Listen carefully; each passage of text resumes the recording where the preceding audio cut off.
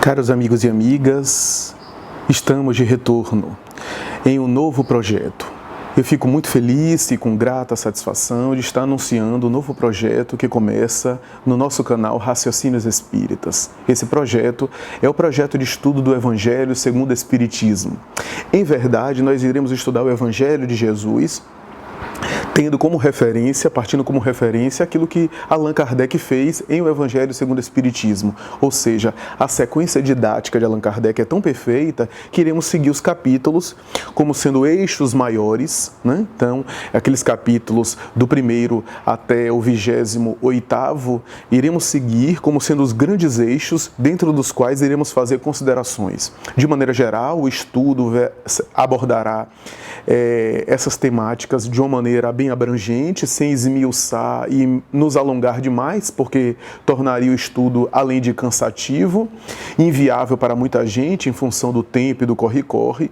E, sobretudo, a proposta nossa não é substituir o estudo na casa espírita, o estudo pormenorizado, presencial, na instituição espírita, que tem o foco e o escopo justamente para isso, para estudar essas obras admiráveis, né? E para nos enriquecer da proposta do Evangelho de Jesus. Aqui é, de alguma forma, uma tentativa de ajudar as pessoas que estão se interessando pelo Evangelho, aquelas pessoas que fazem Evangelho no lar, aquelas pessoas que ainda não têm condição de estar na casa espírita estudando, aquelas pessoas que, de alguma forma, estão interessadas em se munir mais de conhecimento um pouco mais aprofundado, a fim de poder conhecer melhor as letras do Evangelho, entender e ter uma familiaridade maior com aqueles textos bíblicos diante dos quais muita gente se sente receoso, se sente intimidada, né? Então, a proposta, via de regra, grosso modo, é essa, né? É estudar os capítulos do Evangelho segundo o Espiritismo, dentro dos quais a gente vai fazer algumas considerações e, em alguns momentos, teremos vídeos específicos especiais para abordar questões gerais dentro dos capítulos ou temas especiais, detalhes dos temas que às vezes nos passam despercebidos, né? E a ideia é abordar o tema central, por exemplo, capítulo 1, não vim destruir a lei, abordar o capítulo central, e mesmo que citemos alguma passagem que Allan Kardec coloca como tópico dentro do capítulo, o foco maior é aquele capítulo central, não vim destruir a lei. Então é com grata satisfação que anuncio esse projeto e começaremos logo de início abordando uma das parábolas de Jesus, que não está na sequência, né? Aqui é só para lançar e para motivar as pessoas, né? Não está na sequência, mas é uma parábola que está em um dos capítulos do Evangelho segundo o Espiritismo, que é a parábola da figueira, ou da figueira seca, ou da figueira estéril, ou da figueira que secou, a depender das traduções. Na verdade, essa parábola tem uma série de nomes, né? E Allan Kardec escolheu ela, e nós estamos escolhendo, porque recentemente fizemos uma palestra sobre o assunto, infelizmente o canal não pôde divulgar, e algumas pessoas me solicitaram que fizesse alguma abordagem, fizesse algum trabalho específico sobre o assunto. Então, iremos falar da parábola da figueira. O episódio da figueira já começa com grandes dificuldades, porque, em verdade, há mais de um episódio em que Jesus se refere a uma figueira. E aí, hoje em dia, há muita dificuldade em estabelecer, para nós, pelo menos o leigo, para estabelecer qual é o episódio da parábola da figueira. Por quê? Porque hoje, tecnicamente considerando, nós temos a parábola da figueira seca, ou da figueira que secou, da figueira estéril, a parábola da figueira, especificamente, e o episódio da maldição da figueira, o amaldiçoamento da figueira. Kardec, em O Evangelho segundo o Espiritismo, na época não havia essas diferenças, colocou a parábola da figueira que secou, a parábola da figueira estéril. Em verdade, hoje, os estudiosos e teólogos não consideram aquela passagem que Kardec, e na época era considerada assim, a parábola da figueira seca. Na verdade, há outro trecho que hoje é denominado a parábola da figueira que secou, um outro trecho que é só a parábola da figueira, E aquele episódio que Kardec denominava, e que à época era denominado a parábola da figueira que secou, hoje é considerado o episódio do amaldiçoamento, a maldição da figueira. Mais ou menos essa ideia. Por quê? Porque há várias passagens, né? E aí às vezes confunde o leitor. Mas a verdade é que Kardec teve a grande sabedoria de selecionar justamente aquele episódio da maldição da figueira como sendo o episódio mais importante, aquele que ele selecionou. Por quê? Porque nesse episódio da maldição da figueira, dentro dele engloba todos os outros. Todos os outros que Jesus se refere à figueira está presente e aquele episódio específico aborda. Porque esse episódio é o mais completo, digamos assim, porque tem uma série de coisas, né? Ou seja, tem uma série de elementos, tem os ensinamentos presentes em outras passagens que Jesus se refere à figueira e vai além daqueles ensinamentos mais econômicos e mais sucintos presentes em outras passagens, né? Então vamos ler primeiro os textos.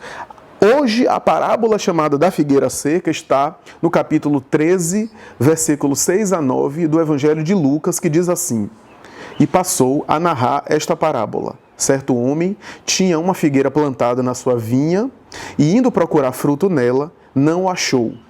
Disse então ao viticultor: Eis que há 3 anos venho procurar fruto nesta figueira e não o acho. Corta para que ocupa ela ainda a terra inutilmente. Respondeu-lhe ele: Senhor, deixa este ano ainda, até que eu cave em derredor e lhe deite estrume, e se no futuro der fruto, bem, mas se não, cortá-la-ás. Essa é a primeira passagem. A segunda passagem é chamada parábola da figueira, que está presente em Lucas, capítulo 21, versículos 29 a 33. E disse-lhes uma parábola: Olhai para a figueira e para todas as árvores, quando já tem rebentado. Vós sabeis por vós mesmos, vendo-as, que perto está já o verão. Assim também vós, quando virdes acontecer estas coisas, sabei que o reino de Deus está perto. Em verdade, eu vos digo que não passará esta geração até que tudo que aconteça. Passará o céu e a terra, mas as minhas palavras não hão de passar. E o trecho que mais nos interessa, porque engloba todos os outros e vai mais além, que é a passagem que está em Marcos, especialmente em Marcos. A passagem está em Mateus também, mas em Marcos é mais completa, mais esmiuçada, por incrível que pareça, porque o Evangelho de Marcos é conhecido por ser mais econômico, né? Mas está em Mateus, capítulo 21, versículo 18 e 19, e Marcos, capítulo 11, versículos 12 a 14, que diz assim: Quando saíam de Betânia, ele teve fome, e vendo ao longe uma figueira, para ela se encaminhou, a fim de ver se acharia alguma coisa. Tendo-se, porém, aproximado, só achou folhas, visto não ser tempo de figos. Então disse Jesus à figueira: que ninguém coma de ti fruto algum. O que os seus discípulos ouviram. No dia seguinte, ao passarem pela figueira, viram que secou até a raiz. Pedro, lembrando-se do que Jesus havia dito, disse: Mestre, olha como secou a figueira que tu amaldiçoaste. Jesus, tomando a palavra, lhes disse: Tende fé em Deus. Digo-vos em verdade, que aquele que disser a esta montanha, tira-te daí e lança-te ao mar, mas sem hesitar no seu coração, acreditando, ao contrário, firmemente, de que tudo o que houver dito acontecerá, verá que com efeito acontece. Então isso é algo, essa passagem é muito rica, é cheia de símbolos, né? Houve uma maldição em relação à figueira, né? É interessante notar que na cultura hebraica as tradições se referiam sempre a árvores, né? Havia metáforas muito comuns associadas à árvore, né? Então havia referência à figueira, à oliveira, né? Não é à toa, dizem alguns, né, que há muitos sobrenomes de pessoas associados a árvores. Então, fulano de tal de oliveira, Beltrano figueira, né? Fulano que é Pinheiro, que tem o sobrenome Pinheiro, que são árvores, que tem uma origem hebraica, tem uma origem judaica. Então, É interessante porque há várias interpretações sobre essa passagem, né? Interpretações, algumas das quais clássicas, né? Outras nem tanto, né? Então, interpretações que defendiam a ideia de que Jesus tem autoridade sobre a natureza e queria mostrar que ele tinha poder sobre a natureza, o que me parece uma interpretação imperfeita, incompleta. É claro que Jesus tinha, né? Mas não era essa a proposta dele em mostrar isso, né? Porque senão a gente está dizendo que Jesus queria amaldiçoar uma figueira que não dava frutos e que não estava na época de frutos. Marcos diz literalmente que tinha folhas, mas não estava na época de frutos. Então Jesus já sabia que a figueira não ia dar frutos, que não tinha condição de dar frutos, e amaldiçoou a figueira assim. Além de cometer talvez um crime ambiental para os mais rigorosos no direito ambiental, além disso, Jesus, se a gente entendesse dessa forma, teria uma atitude ingênua, uma atitude imatura, né, e uma atitude de desconhecimento das próprias estações do ano, né, quando na verdade o evangelista já sabia, inclusive colocou, até as crianças na época sabiam, né, que naquela época não dava figos, né. Então é algo interessante, né, pensar nesse sentido. A verdade é que alguns estudiosos chegam no ponto que Kardec chegou, que o Espiritismo aborda, né, atualmente, não na época. Na época não havia compreensão profunda sobre essa passagem, pelo menos como nós temos hoje. Mas hoje nós temos aí pessoas que dizem que talvez a nação judaica fosse uma árvore cheia de folhas, mas sem frutos. E vamos chegar lá, o porquê disso, né? Ou então que a árvore que dava folhas em uma época do ano, que não era época do ano de frutos, era uma árvore que surpreendia, porque não estava na época de dar folha, de dar frutos. Mas se uma árvore dá folha, é porque vai dar fruto. Toda árvore que começa a aparentar folha, a figueira que aparenta folha, é porque está anunciando que vai vir fruto. Então aquela árvore tinha folhas, mas não tinha frutos, não apresentava frutos. E aí alguns estudiosos dizem, não, mas há botões, que tem um nome bem especial, há botões que começam a surgir e que prenunciam os futuros figos, os futuros frutos, e que não dão, mas aparecem os primeiros botões, né? Então, que Jesus talvez tenha pensado nisso, etc. Então há várias especulações, né, várias hipóteses sobre essa passagem, né, sobre esse trecho, né, mas a coisa é muito mais rica, né, a visão é muito mais rica, né, e a gente precisa aqui considerar que, segundo alguns teólogos e alguns grandes estudiosos da Bíblia, né, do Novo Testamento, né, inclusive no movimento espírita nós temos Severino Celestino, Haroldo Dutra Dias e outros que também defendem essa ideia de que na época de Jesus também havia profecia mímica, ou seja, uma espécie de representação teatral de um ensinamento. O profeta, ou o homem de Deus, o religioso, ia dar um ensinamento, mas dava um ensinamento de maneira teatral, de maneira representada. Então nós temos, por exemplo, trechos em Isaías, que aparece nu em Jerusalém,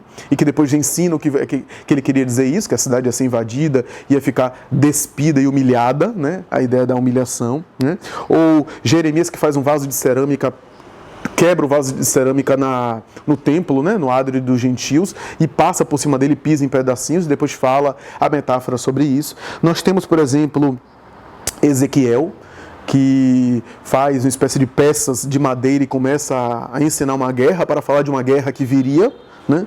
Ou então nós temos Jesus, segundo alguns, fez uma profecia mímica quando entrou no templo e expulsou ou purificou o templo na chamada expulsão dos vendilhões. Era uma espécie de profecia mímica, não um ato de violência de Jesus, né? Notem que todos esses exemplos que eu estou citando são exemplos em função de uma coletividade, chamando a atenção do coletivo, sobretudo de Israel, para dar um ensinamento, né? Nós temos, por exemplo, mais tarde, Ágabo, fazendo uma profecia mímica diante de Paulo, o apóstolo Paulo, já na época do cristianismo primitivo, né? E Emmanuel descreve e cita essa passagem. Quando Ágabo cai no chão, começa a ensinar que está sofrendo e gemendo, pega o cinto, amarra o cinto nos braços, nas mãos, ata os dois e fica ali, e depois volta ao normal, aponta para Paulo e sai. E Paulo, que era um grande estudioso e conhecedor da lei, vai dizer: eu vou ser preso aqui em Antioquia, serei preso, serei arrastado, serei levado, né? E realmente era a interpretação daquela passagem, né? É interessante notar que no Evangelho de Marcos, nós estamos, Marcos descreve essa passagem, logo depois entra na chamada entrada triunfal de Jesus em Jerusalém, né? Que é o período da Páscoa. Então, possivelmente o episódio da figueira, possivelmente não, é consenso entre os estudiosos, era abril, porque estávamos no mês de Nisan, ou Nissan, que é março-abril na Palestina, né? Então, é interessante pensar que estávamos em abril, Páscoa judaica, não era época, portanto, de figos, né? E Jesus vai querer encontrar frutos naquela árvore, né? Sabendo que não era época, né? E amaldiçoa a figueira dessa forma, né? E aí o texto evangélico tem vários ensinamentos, né? Por exemplo, Jesus teve fome, ora, mas ele saiu da Betânia. Quando ele estava na Betânia, ele ficava na casa de Maria e Marta, né? Maria e Marta de Lázaro, as irmãs de Lázaro. Marta é citada no Evangelho como uma pessoa muito diligente, muito preocupada com os afazeres domésticos. Será que Jesus saiu pela manhã, porque ele saiu pela manhã, e o Evangelho de Mateus chega a dizer que ele teve fome ao sair de Betânia, estando na estrada ainda, chegando na estrada ele teve fome. Ora bem, será que Marta se descuidou em oferecer alimento para Jesus no de jejum, no café da manhã? Então, hoje se acha, né, grande parte das pessoas acredita que é uma fome simbólica, uma fome específica, como Jesus se refere a uma fome em outros momentos. Minha fome é fazer a vontade, ou minha comida é fazer a vontade do meu Pai que está nos céus. Bem-aventurados aqueles que têm fome e sede de justiça. Ou então diante da mulher samaritana: se tu soubesses quem é aquele que te fala, serias tu que me pediria água, porque a água que eu tenho para te dar matará a tua sede para todo sempre. Então tudo isso tem a ver com essas considerações, né? Essas considerações da parábola ou do episódio da maldição da figueira, que iremos dar continuidade logo mais.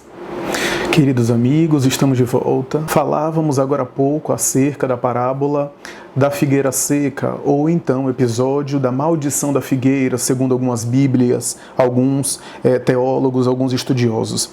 A verdade é que chamávamos atenção para a fome que Jesus relata ter e que o evangelista Marcos, especialmente Marcos, retrata na fome que Jesus tinha saindo da Betânia na direção de Jerusalém, e que nós chegamos à conclusão de que essa fome pode ter um caráter simbólico, um caráter mais parabólico, mais alegórico, uma fome que era uma mensagem de fome espiritual, uma fome de natureza diferente.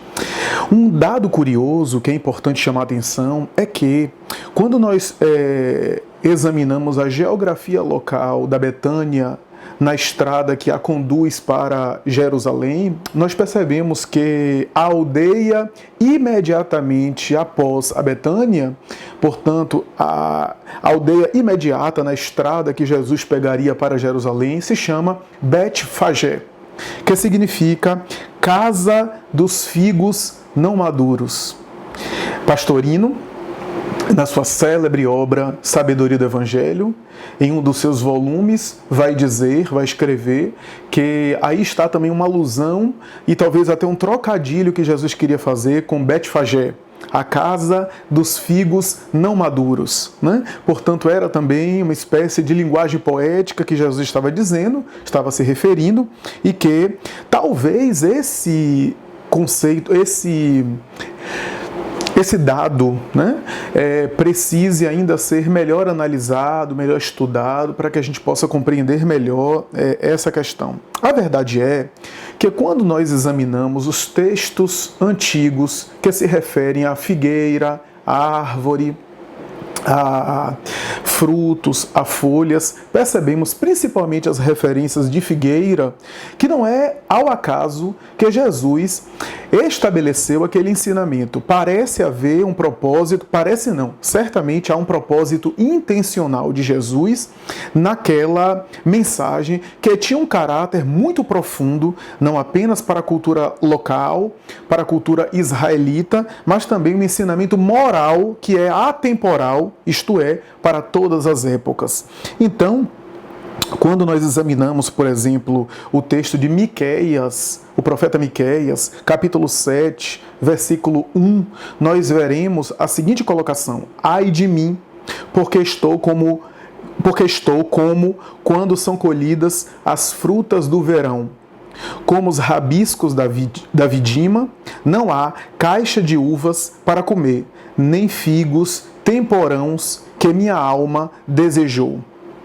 Então a gente fica pensando, o Senhor desejou figos temporãos. O figo temporão, como qualquer fruta temporã, é uma fruta que nasce extemporânea, ou seja, fora da época. Seja algo que vem antes, seja algo que vem depois da época estabelecida, né? A ideia de algo que está fora do tempo, né?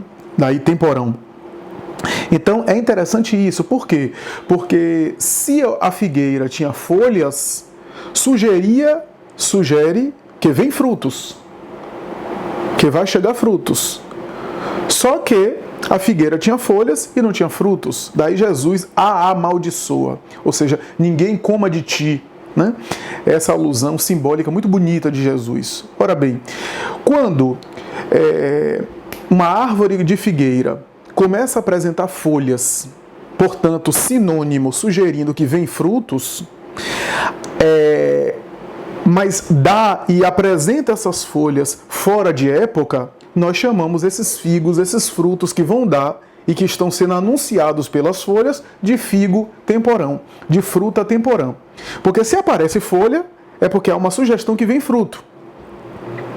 Ainda que estivesse fora de época, dá a entender que um figo ou um fruto fora de época seria um figo temporão.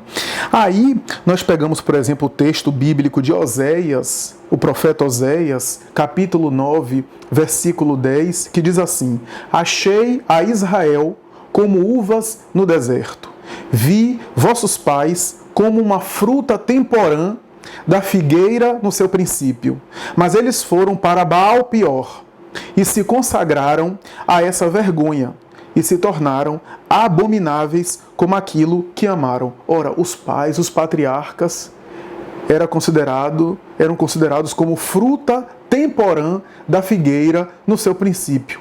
O que é que ele está falando? Aí a gente para e pensa, e a doutrina espírita nos ajuda a entender isso. Israel recebeu patrimônio cultural especial da chamada primeira revelação, segundo Allan Kardec, em O Evangelho segundo o Espiritismo e outras obras.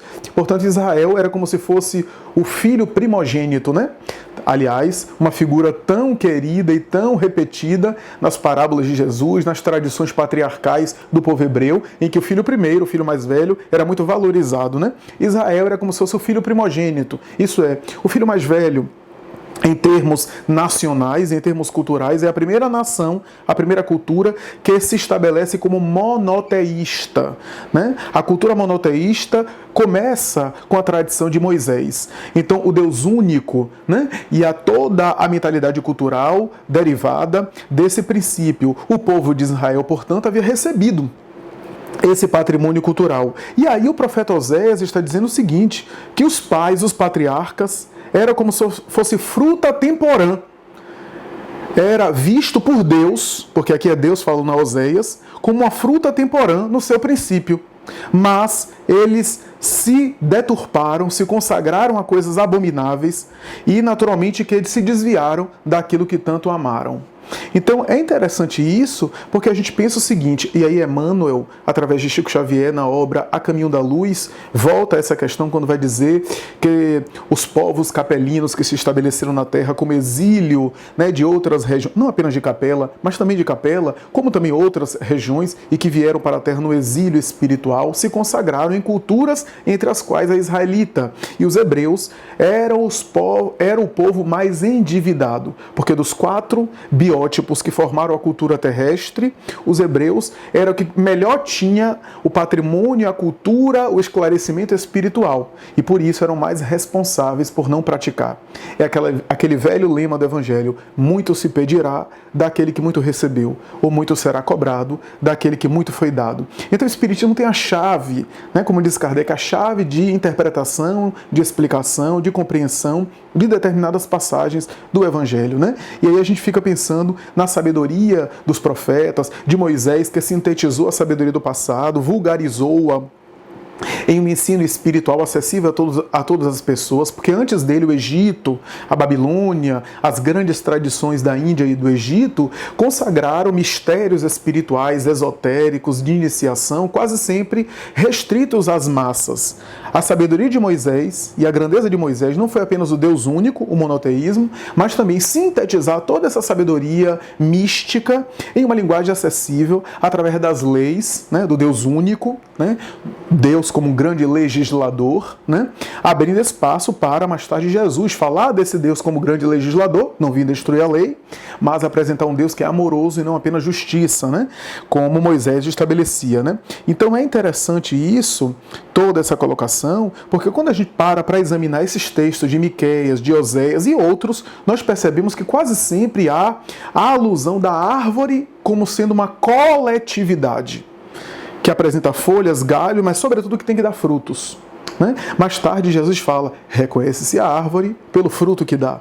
Né? Então, mas aí nós espíritas pensamos, a coletividade não é uma entidade que tem uma vida própria, que tem uma autonomia específica, que é uma entidade específica, amorfa. Não.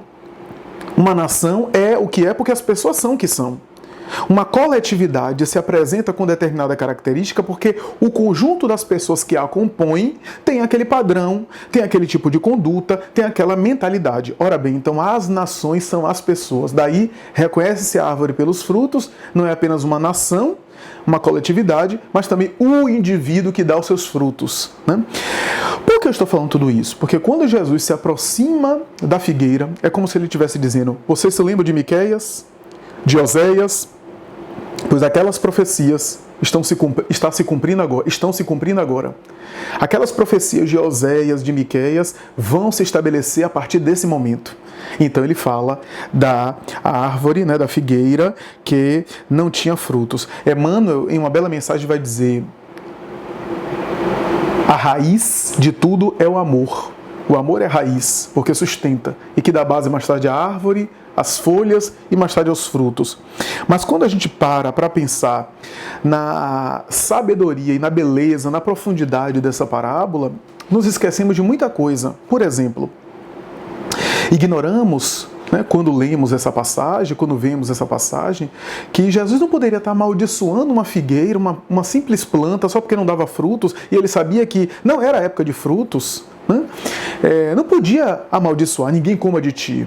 Mas se a gente parar para pensar, o que é que Jesus estava dizendo? Ele estava repetindo Oséias, Miqueias, quando falava de Israel como a grande árvore. Jesus estava entrando em Jerusalém. Estava na Páscoa. O que é que as pessoas faziam em Jerusalém?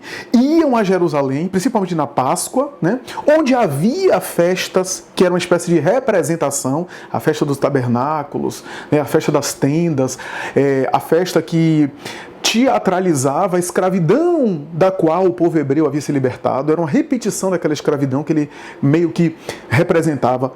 Lembremos da profecia mímica, né? A representação teatral. Então Jesus está entrando em Jerusalém, olha para a árvore, faz essa alusão e diz, ninguém coma de ti. Por quê? Porque as pessoas iam para Jerusalém, chamada Cidade Santa, para comer da sabedoria espiritual de Jerusalém, da alimentação espiritual de Jerusalém. As pessoas recorriam àquela cidade para se alimentar espiritualmente do templo, do grande templo de Jerusalém. As mais diversas regiões, né, as mais diversas culturas se deslocavam para Jerusalém naquelas épocas. Né? Então, quando ele vai e se aproxima da figueira, o problema da figueira o problema não era não dar frutos. Porque Jesus sabia, e todos nós sabemos, que tudo tem o seu tempo. Tudo tem o seu tempo. Toda criatura, como toda alma, tem o seu tempo de dar frutos. Na natureza existem ciclos. E aquele fruto que não amadureceu não pode dar sabor. Aquela árvore que não cresceu ainda não pode oferecer fruto. O problema da figueira não é que não dava fruto. O problema é que ela tinha folha, mas não tinha frutos. Isso é, ela parecia que tinha fruto, mas não tinha. Então o problema não é não ter frutos para dar. É querer parecer que tem fruto para dar e não ter fruto para dar. É essa mensagem que está ali embutida. É essa mensagem que está embutida não apenas numa alusão à cultura religiosa de Israel, que tinha muitas folhas, segundo Jesus, mas não tinha frutos. Mas também às criaturas humanas. As criaturas humanas, quantos de nós que temos muitas folhas, mas não temos frutos para que a alma possa saborear, para que a alma possa se alimentar desses frutos? As folhas não são negativas. As folhas não são negativas. Quando nós examinamos, o que é as folhas? A folha dá uma beleza, uma aparência, uma estrutura à árvore, uma estatura, né? Embeleza a árvore. Mas nenhuma árvore é valorizada pelas folhas, mas pelo fruto que dá, pela utilidade. O que é que isso quer dizer? Quer dizer que a folha não é negativa. Quais são as folhas em nós? O conhecimento, a cultura espiritual, a cultura religiosa, o conhecimento intelectual, a sabedoria espiritual das coisas, né? A bagagem que a gente já conseguiu estudar e assimilar, internalizar. Tudo isso é muito bom. Tudo isso não é negativo. Jesus não amaldiçoou as folhas. Ele reprovou aquela árvore que parecia que tinha frutos, mas não tinha. Porque quem tem folhas tem que dar frutos. É uma alusão, uma metáfora belíssima à alma humana.